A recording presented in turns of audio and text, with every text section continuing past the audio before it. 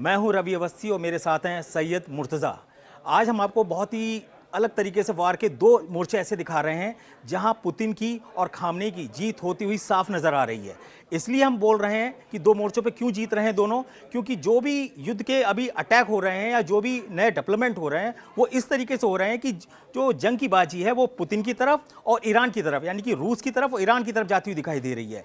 और इसके पीछे की सबसे बड़ी वजह ये है कि रूस और ईरान की जो जुगलबंदी है वो एक तरीके से अमेरिका इजराइल पर भारी पड़ रही है, इधर यूरोप और यूक्रेन पर पुतिन की जो जुगलबंदी ईरान के साथ है वो भारी पड़ रही है। और इन दोनों के बीच में जो हूती है वो एक ऐसा मास्टर स्ट्रोक चल रहा है जो अमेरिका के लिए ना, कहते हैं ना, कोड़ों में खास बन गया है।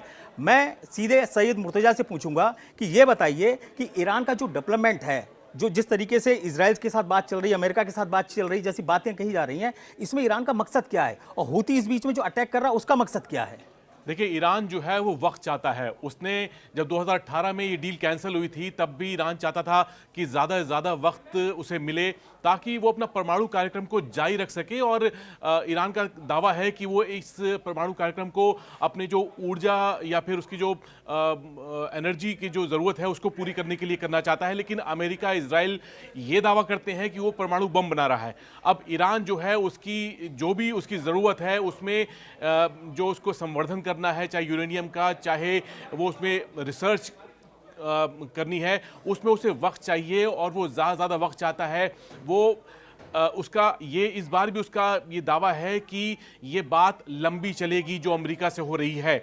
अब इस बार हमें देखना है कि जो पहले दौर में जो बातचीत हुई है उसमें कहा गया है कि माहौल बनाने की बात है। अभी हम देखेंगे कि आगे बात कैसे होती है। तो पहले दौर की जो बातचीत हुई है वो अमेरिका और ईरान दोनों पक्ष के बीच एक माहौल को काफ़ी लंबे वक्त के बाद दोनों पक्षों के बीच में बातचीत हो रही है 2018 के बाद।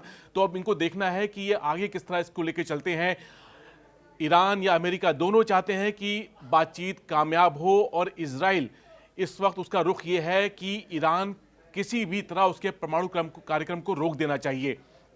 आपको क्या लगता है कि जिस तरह से जो पहले दौर की बातचीत हुई है उसके बाद इजराइल की तरफ से जो किस तरह का बयान आया है, ट्रंप इसको कैसे ले रहे हैं? देखिए, मैं आपको बता दूं, बड़ी हैरानी की बात है कि जो अमेरिका और रशिया के बीच में बात हो रही है और जो अमेरिका और ईरान के बीच में बात हो रही है उसमें एक दूत बिल्कुल कॉमन है। उनका नाम है, ट्रंप के जो विशेष दूत हैं उनका नाम है स्टीव विटकॉफ।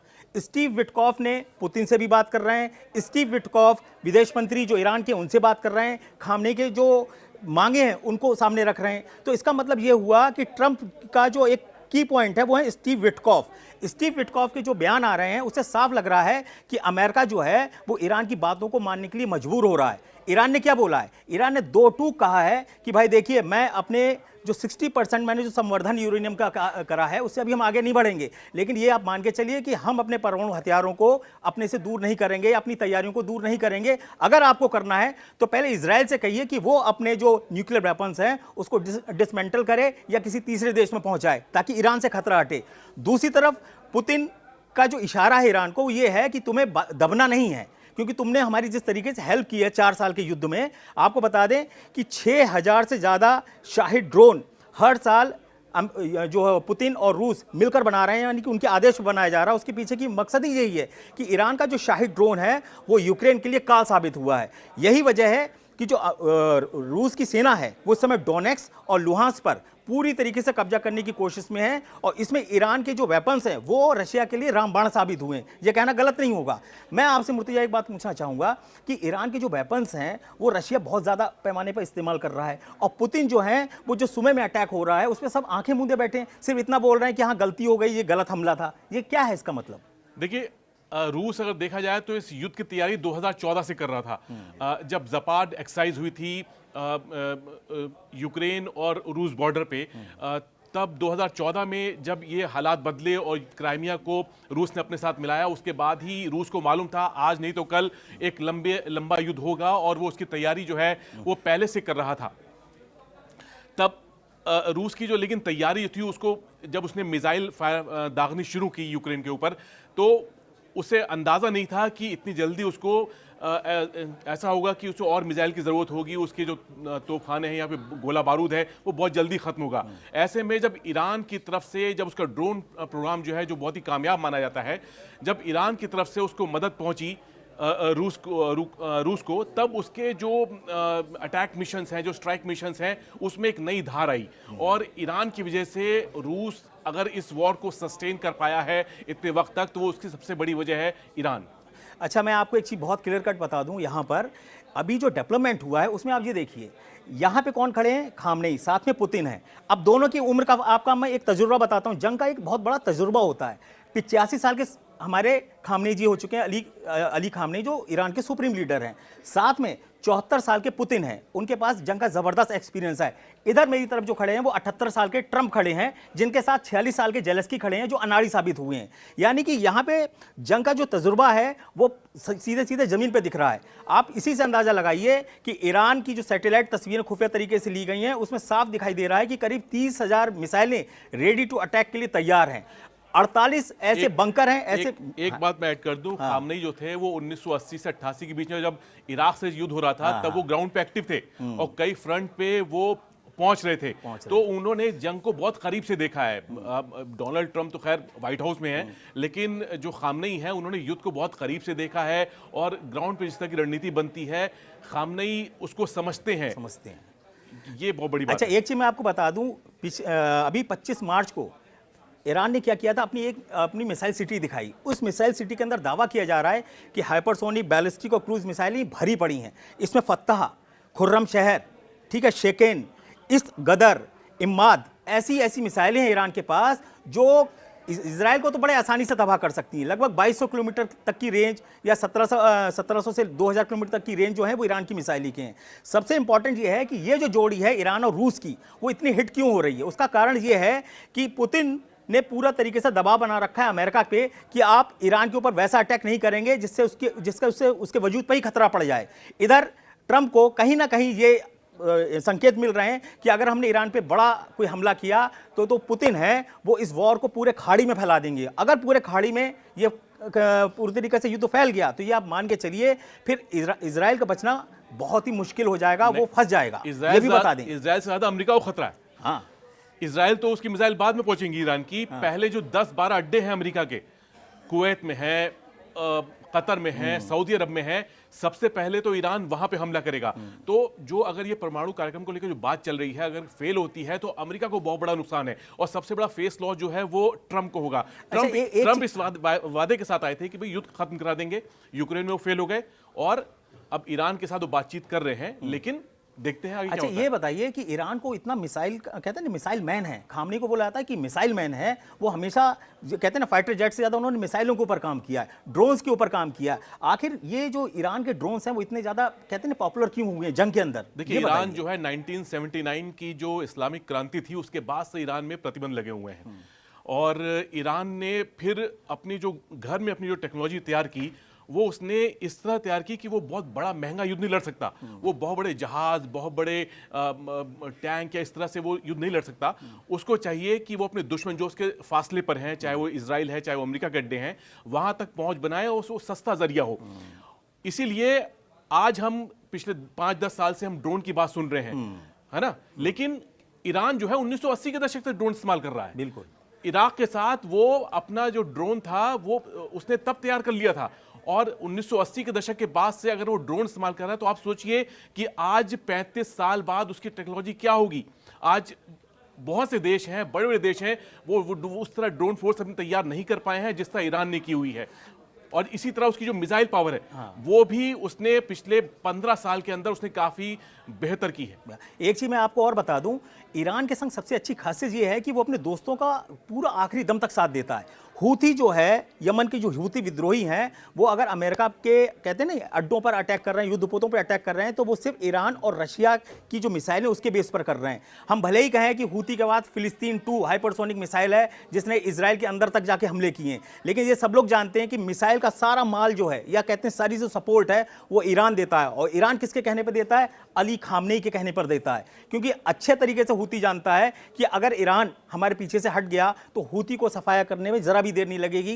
क्योंकि आपको बता दें आज करीब 10 एयर स्ट्राइक बोली गई हैं कि अमेरिका ने की हैं सना के अंदर, यानी कि यमन की राजधानी जो सना है वहां पर 10 स्ट्राइक मानी गई कि अमेरिका की तरफ से की गई हैं। लेकिन पूरी तरीके से अमेरिका इस स्ट्राइक को क्लेम ही नहीं कर रहा है। क्यों नहीं कर रहा है? उसके पीछे की वजह यही है कि वो नहीं चाहता है कि खाड़ी के अंदर इस तरीके का कोई गदर मचे कि ईरान की 1 लाख मिसाइलें अगर आ गई मैदान के अंदर तो उससे बचना ना इजराइल के बस की बात है, ना अमेरिकी युद्धपोतों के बस की बात है। और अगर रही सही कसर पूरी कर सकते हैं पुतिन, क्योंकि पुतिन को भी पता है कि अगर मैंने अपनी पूरी तरीके से मिसाइलों को उस पर आगे की तरफ बढ़ा दिया तो फिर 2 मोर्चों पे लड़ ही नहीं पाएंगे। तो यहां पे बहुत ही क्लियर कट है कि 2 मोर्चों पर अमेरिका, इजराइल और यूक्रेन हार रहे हैं, और 2 मोर्चों पर जीत कौन रहा है? खामनेई और पुतिन। यह कहा जा सकता है क्योंकि जो जंग की बाजी दिख रही है वो पुतिन और खामनेई की तरफ दिखाई दे रही है। इसीलिए लोग कह रहे हैं कि आखिर ऐसी क्या वजह है कि ईरान पे वैसा अटैक ही नहीं कर रहे हैं। आप ये मान के चलिए पिछले 10 से 15 दिनों से 6 बॉम्बर्स डियो गार्जिया हवाई अड्डे पर खड़े हुए हैं। नौसैनिक अड्डा है जिसमें ब्रिटेन की भी साझेदारी है, उड़ने की हिम्मत नहीं जुटा पा रहे हैं। मैं आपसे पूछूंगा, आपने उस दिन बताया था कि सैटेलाइट की जो तस्वीरें आई हैं उसमें वो खड़े हुए हैं, उनके अंदर बॉम्ब्स भी अभी सही से नहीं लगाए हैं। आखिर ऐसा वो उस बम को दिखाना क्या चाह रहे हैं? देखिए, 6 बॉम्बर्स को अगर वो डियोगो गार्सिया में लाया है तो अमेरिका कुछ गंभीरता के साथ लाया होगा। अमेरिका के सामने इस टाइम जो हिंद महासागर में 2 दुश्मन हैं, एक है यमन और एक है ईरान। इन 6 बॉम्बर्स को लाने के पीछे उसकी रणनीति ये भी है कि वो दिखाना चाहता है ईरान को कि परमाणु कार्यक्रम को लेकर वो अगर बातचीत कर रहा है तो उसके पीछे अगर वो ऐसी बातचीत फेल होती है तो वो आगे क्या कर सकता है। और साथ में यमन में उसने जो अमेरिका है उसने पिछले 19 महीने में, जब से ये गाजा का युद्ध शुरू हुआ है तब से उसने 19 महीने में 19 अपने MQ-9 जो ड्रोन है वो खो दिए हैं। अब यमन में हूथी के पास ऐसा एयर डिफेंस सिस्टम है जो अमेरिका के सबसे बेहतरीन ड्रोन को गिरा रहा है और हर महीने एक ड्रोन गिरा रहा है अगर हम औसत के तौर पे देखें तो। अगर अमेरिका का सबसे बेहतरीन ड्रोन जो है, जो हजारों फीट की ऊंचाई पे उड़ता है, अगर वो उसे आराम से मार दे रहा है तो इसका मतलब कि उसका जो एयर डिफेंस है वो बेहतर है। इसीलिए अमेरिका चाहता है कि वो कुछ ऐसे जहाज वहां पे लाए जो उसके रडार के पकड़ में ना आए। यही वजह है कि B-2 बॉम्बर जो है वो डियोगो गार्सिया में है और यहां से वो एक स्ट्राइक कर भी चुके हैं। अच्छा, मैं एक चीज़ आपको और बता दूं, मुर्तजा जी ने बहुत अच्छा तरीके से बताया कि B-2 बॉम्बर्स अभी क्यों नहीं उड़ रहे हैं, उसके पीछे की क्या स्ट्रेटेजी है। लेकिन एक चीज़ आपको बताएं, सबसे पहले ईरान की जो सपोर्ट रूस को मिल रही है उसका सबसे अच्छा फायदा ये मिल रहा है कि रूस जो है वो बहुत तेजी से कम 4 प्रांत जो हैं, खार्किव, खेरसॉन, डोनेट्स्क और लुहांस्क, इनको जीतने के करीब पहुंच चुका है। ज़ैपोरिज़िया का तो लगभग बता रहे हैं कि 90% इलाका जो है वो रूस के कब्जे में आ चुका है। आपको बता दूं, ओरेक्स इंटेलिजेंस की एक रिपोर्ट आई है, उसमें बहुत ही अच्छे तरीके से बताया गया है कि कैसे शाहिद 136B, एक ऐसा ड्रोन जो बिल्कुल लेटेस्ट है ईरान का, वो रशिया पहुंच चुका है और उससे अटैक भी शुरू हो गए। और इधर देखिए, बड़े तामझाम के साथ जेलेस्की ने पीकू एक ड्रोन लॉन्च किया था जिसके बारे में बताया गया था कि ये जेट की रफ्तार से अटैक करता है। वो सब फेल हुए हैं। हाँ, ये जरूर है कि रूस के एंगल्स एयरफील्ड के ऊपर एक अटैक हुआ था जिसमें 96 बैलिस्टिक मिसाइलें रशिया की तबाह हुई थी और जिसका एक मशरूम बना था, कहते हैं ना एटम बॉम्ब की तरह। लेकिन उसके बाद से जिस तरीके से पुतिन के अटैक बढ़े हैं यूक्रेन के अंदर, उसने सारी सीमाएं तोड़ दी हैं। इसीलिए मैं मुर्तज़ा से पूछना चाहूंगा कि ये जो 4 प्रांत हैं इस पे कब्जा करने के बाद पुतिन का अगला टारगेट है क्या, उनका मकसद क्या है? पुतिन का मकसद है कि वो जितना साउथ का यूक्रेन है वो हिस्सा अपने कब्जे में ले लें। वो काला सागर का जो इलाका है, जो ओडेसा तक, वो चाहते हैं कि हमारी पहुंच हो। और यही वजह है कि रूस जो है वो क्राइमिया तक एक हाईवे बनाना चाहता था, लेकिन वो खेरसोन से गुजर रहा है और उसको लगता है वो जगह अब भी सेफ नहीं है क्योंकि वहां पे युद्ध चल रहा है। तो रूस चाहता है कि जो उसकी रसद है क्राइमिया तक या उसकी जो और चीजें हैं वो उस हाईवे के जरिए आराम से पहुंचे। लेकिन खेरसोन ऐसा इलाका है अब भी जहां पे युद्ध जो है बहुत तेज चल रहा है। एक अभी आप शाहिद 136B की बात कर रहे थे। शाहिद 136 जब ड्रोन शुरू में आया था तो उसमें टर्बो प्रॉप इंजन था, लेकिन अब जो शाहिद 136B है इसके अंदर इन्होंने जो इंजन है वो बदला है। और ये इसकी जो खासियत वो है कि इसको रडार पकड़ना उतना आसान नहीं है। मैं आपको यही बताने की कोशिश कर रहे हैं कि रशिया और ईरान की जोड़ी जो है वो 2 मोर्चों पे आराम से जीत रही है और हारने वालों में ट्रंप, यूक्रेन और यूरोप हैं। इसके पीछे का मकसद ही बिल्कुल क्लियर कट है कि अगर पुतिन नहीं जीत रहे होते तो आज ट्रंप अब तक ईरान के ऊपर अटैक कर चुके होते। ये बहुत ही क्लियर है। ट्रंप कहते हैं ना, चीज़ों को भांपते बहुत जरूर हैं। उनका सीधा सा मकसद है कि भाई मेरा जो $500 अरब है वो यूक्रेन से निकाल दो और मुझे दे दो। रशिया बोल रखा है कि 978 अरब डॉलर का खनिज यूक्रेन के पास है, तुम चिंता क्यों कर रहे हो, मैं कब्जा करूंगा, मैं ही दे दूंगा, तुम क्यों डील के चक्कर में पड़े हो। जेलेस्की नहीं करता, मत करे। कल को वो अगर कब्जा कर लेंगे तो जेलेस्की से डील का कोई मतलब ही नहीं, ना जेलेस्की बचेंगे ना यूक्रेन बचेगा, और आराम से डील करेगा अमेरिका के साथ। ये बिल्कुल सीधा सा फंडा है कि दो मोर्चों पर इसलिए जीत हो रही है क्योंकि ईरान की और रूस की जो जोड़ी है ना, उसने खाड़ी से लेकर यूरोप और कहते हैं ना इधर पश्चिमी देशों में जो खलबली मचाई है, उसका ही नतीजा है कि वो बहुत तेजी से जीत रहे हैं। इन सब में आप ये देखिए कि इजराइल से पिछले 4-5 दिनों से जब से बातचीत हो रही है ईरान और अमेरिका के बीच, इजराइल की तरफ से बहुत ऐसे स्टेटमेंट नहीं आ रहे हैं कि वो बातचीत को लेकर कि बहुत ज़्यादा आक्रामक रवैया उसका दिख रहा हो। वो बहुत खामोशी से देख रहा है इजराइल, और इजराइल का पूरा फोकस जो है अभी वो गाज़ा को लेकर है।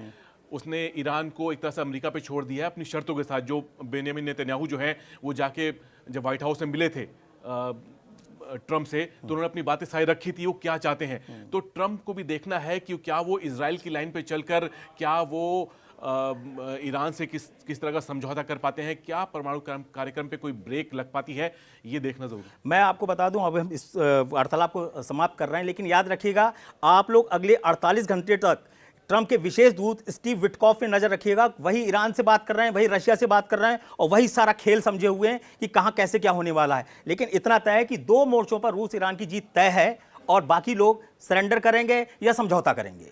मैं रवि अवस्थी और सैयद मुर्तजा आपसे अगले एपिसोड में बहुत जल्द मिलते हैं।